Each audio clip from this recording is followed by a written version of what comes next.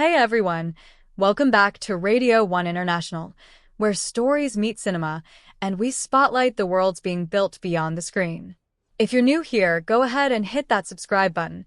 We're talking real narratives, real legacies, and real impact beyond the surface.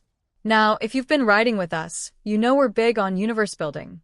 Music, film, even fashion. We love when things connect, grow, and evolve. And in film right now, no universe is pulling off that gritty, stylized expansion quite like the John Wick franchise. Today's spotlight? The newest piece of that puzzle, the John Wick spin-off, Ballerina. It's out now.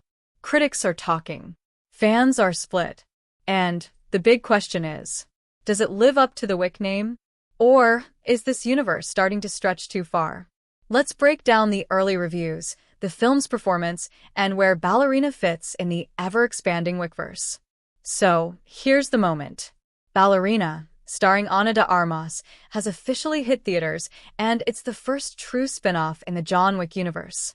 Set between the events of John Wick, Chapter 3 and 4, the movie follows a young assassin trained by the same Ruscaroma family that took in John Wick. This isn't just a name-drop situation, it's the same brutal ballet academy we got a glimpse of in Chapter 3.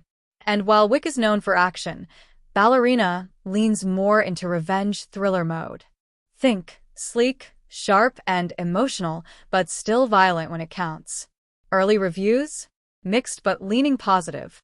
Critics are praising Ana de Armas for carrying the film with grace and grit, saying her character, Rooney, brings a colder, more calculated energy compared to John's quiet rage. The choreography is solid. The world-building continues. And yes, Keanu Reeves returns as Wick in a supporting role, tying this story right into the core canon. Also back, Anjelica Huston as the director, Lance Reddick in one of his final performances as Charon, and Ian McShane as Winston from The Continental. That's not just a cameo list, it's continuity. This isn't a spin-off in name only. It's a real attempt to thread storylines. Ballerina opened with decent numbers, especially for a genre film anchored by lore, not just loudness. And with international markets still rolling out, it could have legs, no pun intended. But here's the deeper thing. What Ballerina proves is that the John Wick universe can scale sideways, not just up. It doesn't need to rely on John in every frame. It can be quiet. It can be personal. It can give space to new leads, new motives, and still keep the mythology intact. Rooney isn't Wick. She doesn't want a dog. She wants answers and revenge. But the style? Still neon-drenched. Still choreographed like a dance. Still that brutal beauty that makes the Wick universe feel like a graphic novel come to life. And let's be real, expanding a universe without watering it down? That's not easy. Marvel struggled with it. Star Wars is still figuring it out. But John Wick? So far, it's balancing mystery with momentum. Fans online are calling Ballerina a solid detour.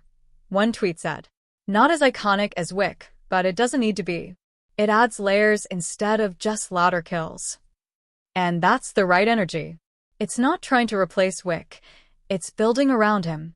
That's it for today's look at Ballerina, a spin-off that dares to dance differently in a world that usually runs on bullets. This film won't be for everyone.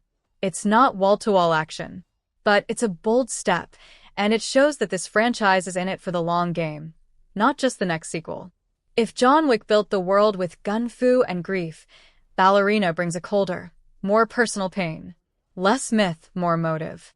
So whether you're here for the headshots or the hidden histories, Ballerina adds something. It's a slower burn. But in the Wick universe, even slow burns can explode. Thanks for locking in with us at Radio 1 International, where we break down the art between the action. If you've seen Ballerina, drop a comment. Did it hit, or did it miss the mark for you? And don't forget to like, share, and subscribe. We've got more stories from the corners of the culture. Until next time, stay sharp, stay curious, and remember, good stories don't end. They expand.